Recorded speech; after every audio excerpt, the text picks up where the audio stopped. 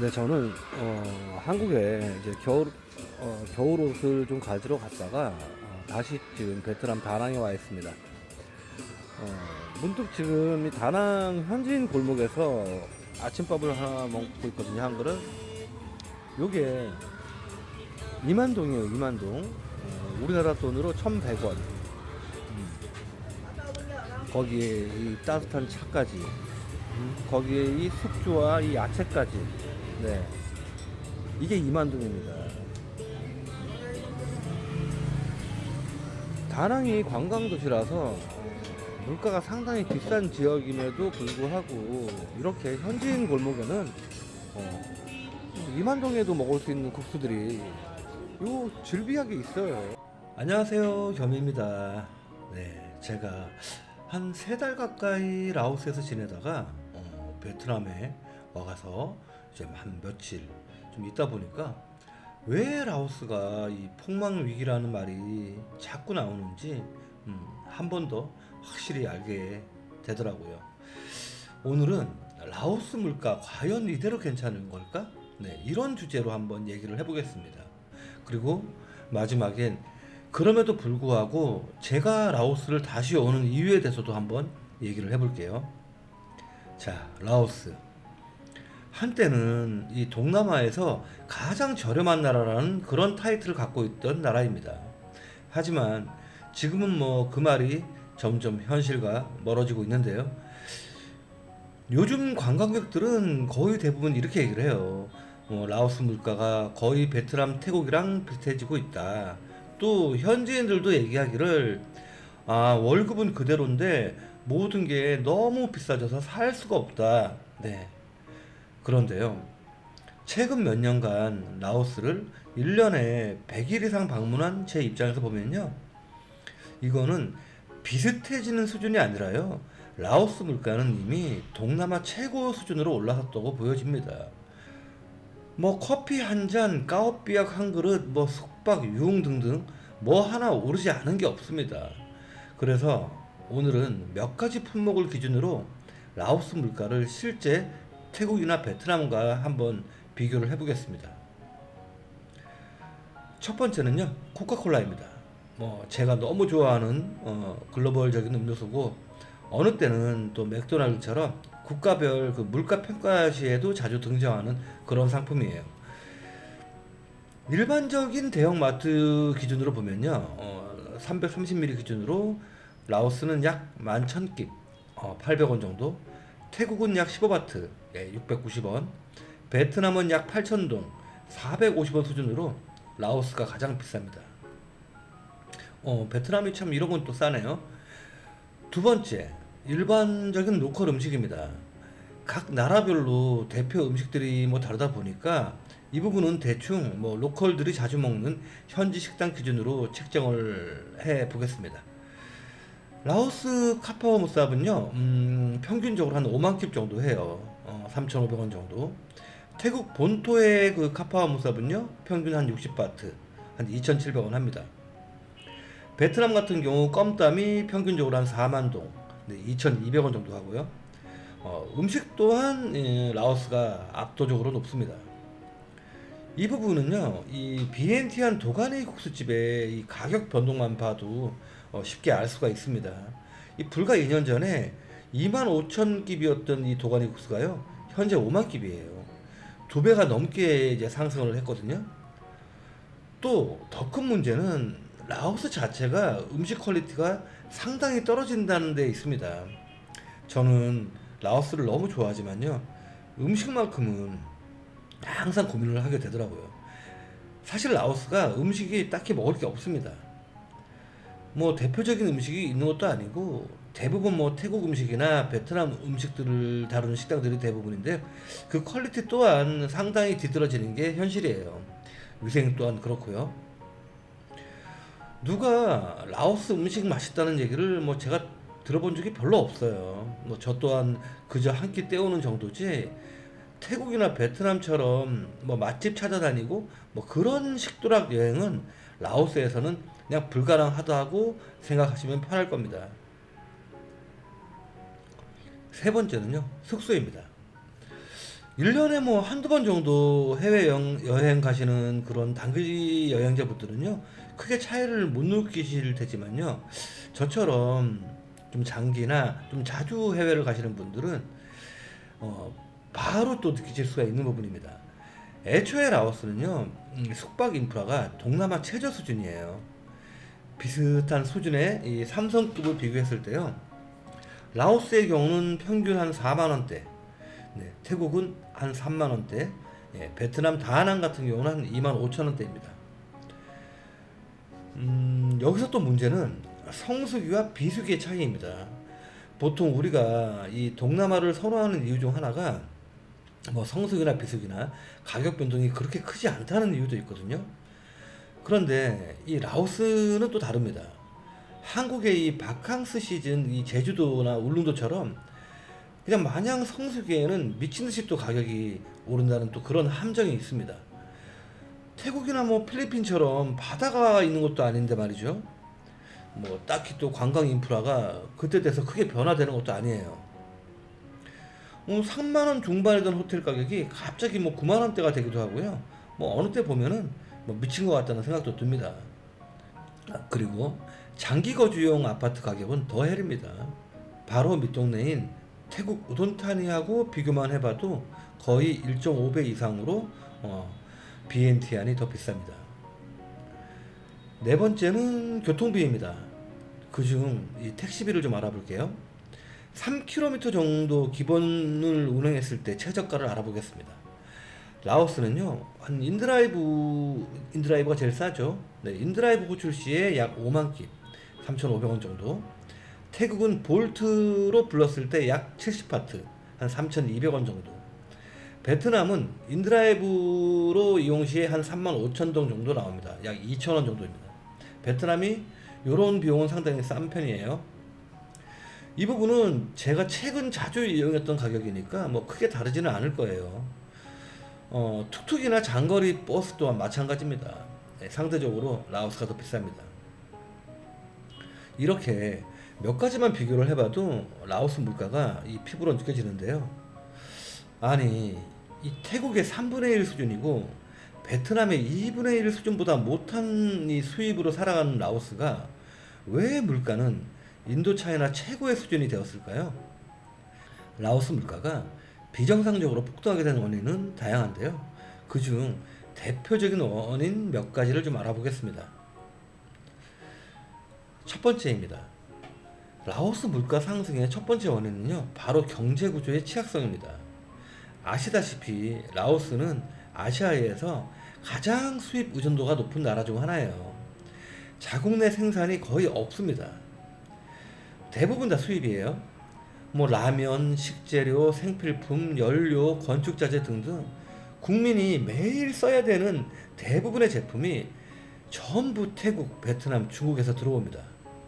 즉, 이 말은요, 라오스는 물가를 스스로 통제할 권한이 없다라는 뜻이고, 또 정부 또한 물가에 개입하지 못한다는 뜻이기도 합니다. 수입 가격이 오르면요, 라오스 내부에서는 어떠한 방어를 할 수가 없어요. 그냥 그대로 그냥 가격이 치솟습니다. 라오스 물가 폭등의 또 다른 원인 중 하나는 바로 환율입니다. 지난 5, 6년 동안 라오스의 화폐 기분 가치가 절반 이상 떨어졌습니다. 1년 전만 해도 100달러당 한 265만 깁까지 떨어진 적도 있고요. 2025년 11월 현재 100달러당 216만 깁이지만 통화 수준은 뭐 달러나 바트나 동이나 모든 외화 대비해서 깁이 거의 30에서 50% 이상 가치가 사라져 버렸습니다.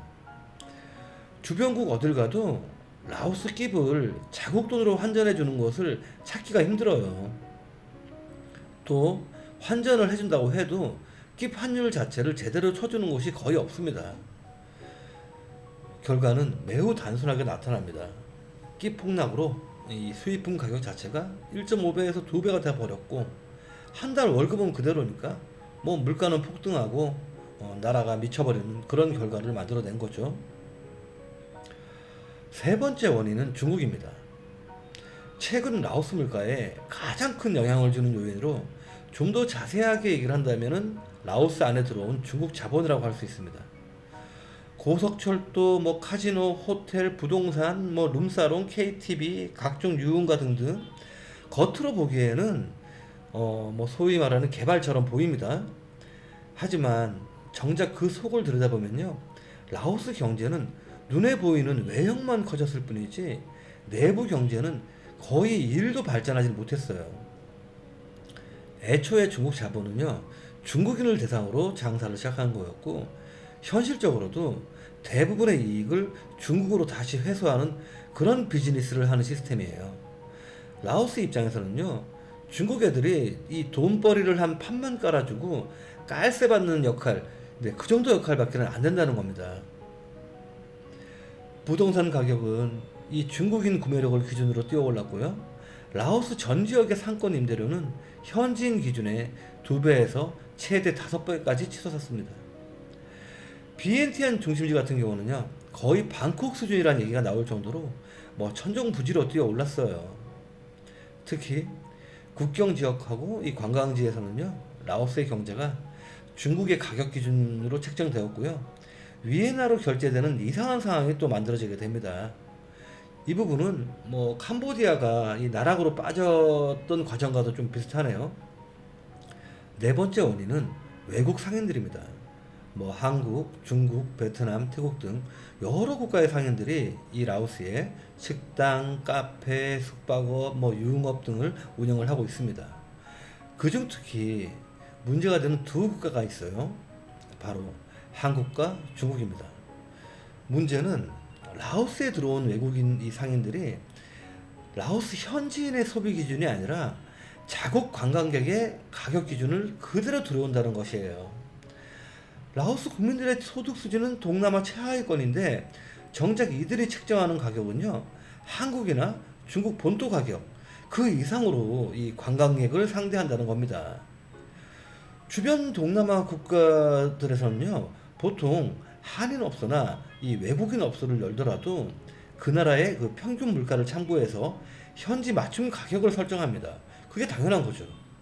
하지만 라오스는 그렇지 않았습니다. 라오스의 실제 생활 물가하고요, 현지인의 소비력을 거의 고려하지 않고요, 그냥 한국인한테 받는 가격, 중국인한테 받는 가격, 그냥 그대로 가져와서 장사를 시작한 겁니다. 그 결과 가격 구조는 이렇게 뒤틀리게 됩니다. 중국 애들하고 중국 상인은요, 나라 전체 평균 물가를 끌어올렸습니다.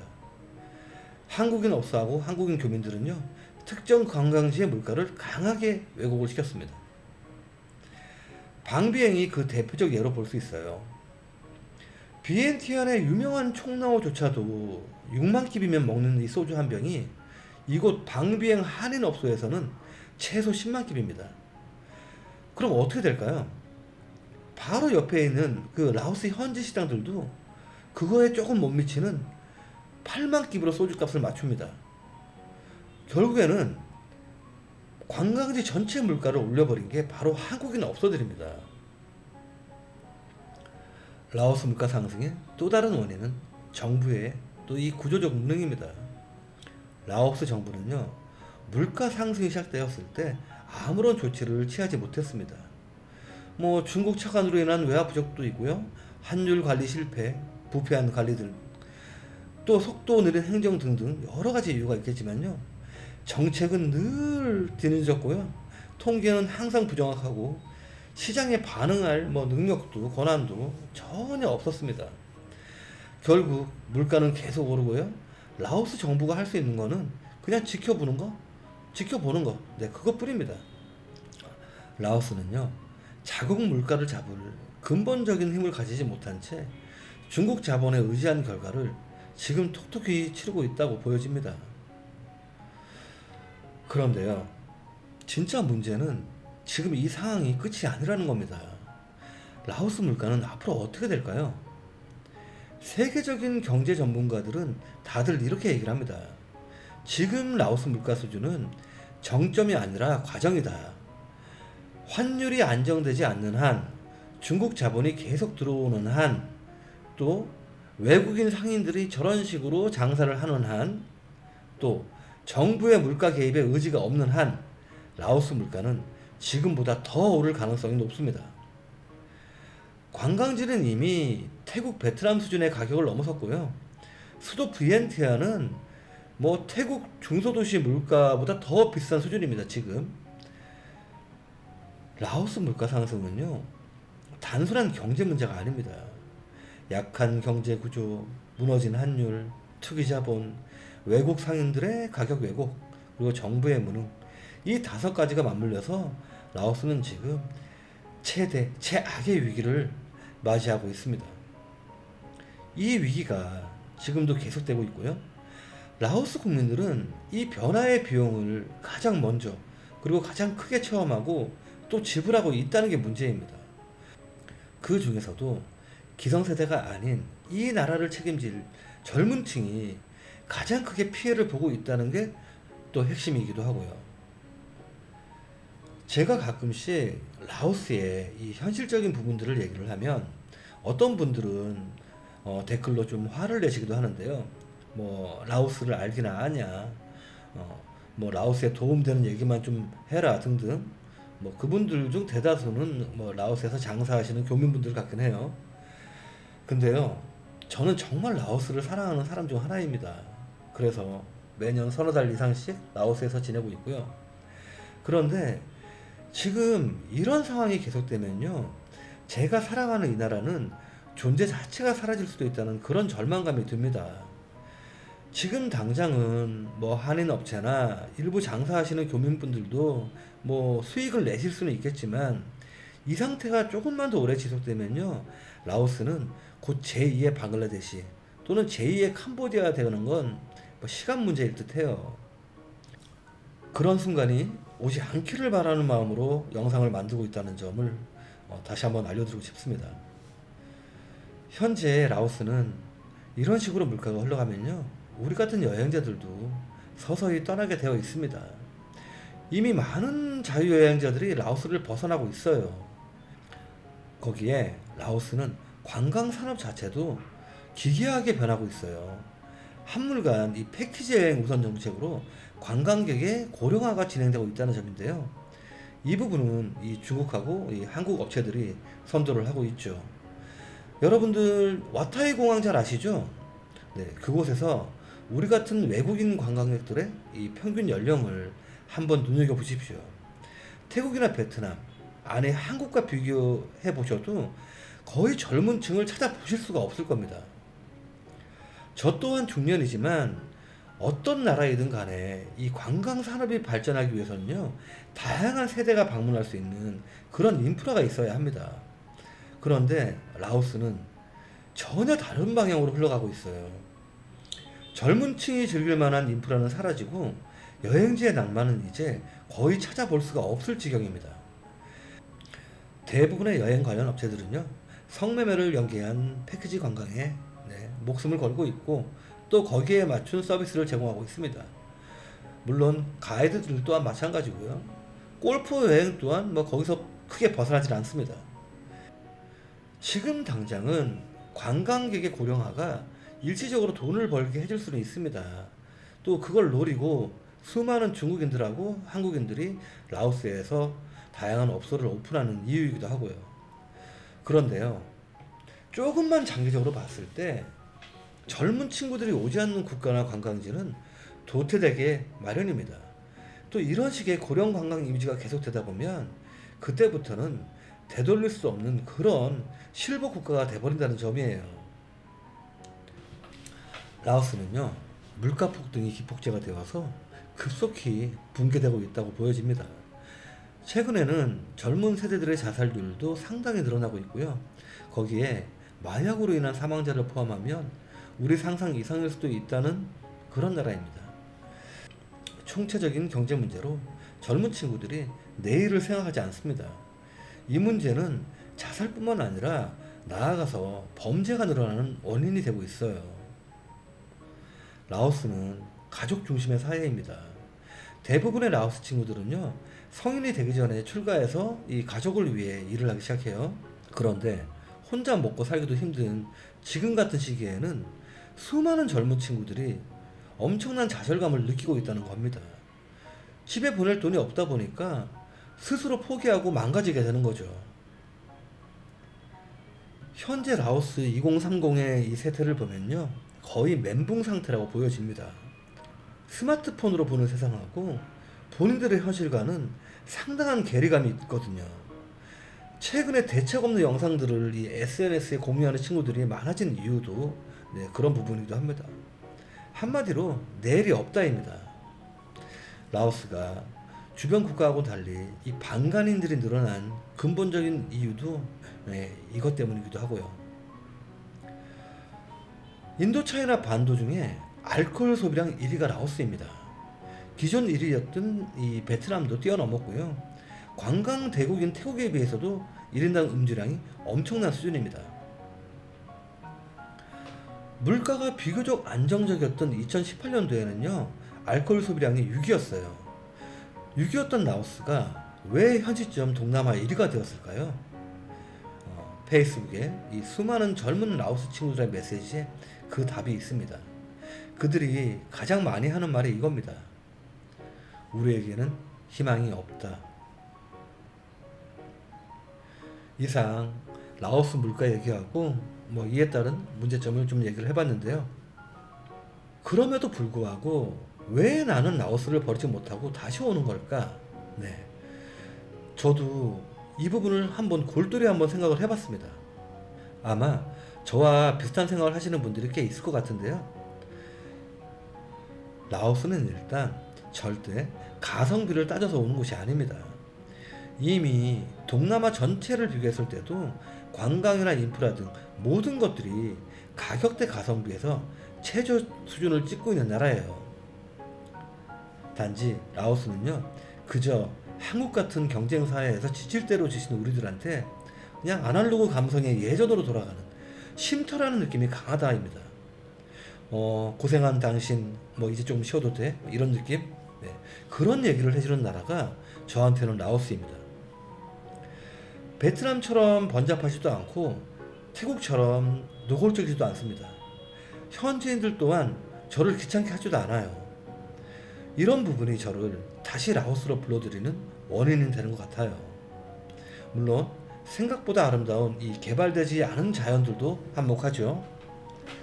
이런 느림하고 순수함이 아직은 저를 이끌고 있는 라오스이지만요, 복잡하게 망가지고 있는 라오스를 보고 있자면요, 이 또한 얼마나 지속될까, 그런 의문도 생기긴 합니다.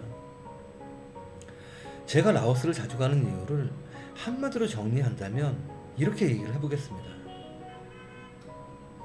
라오스가 내 마음에 남겨둔 그 어떤 느낌 때문에 조건이 아닌 감정이 움직이고 있다.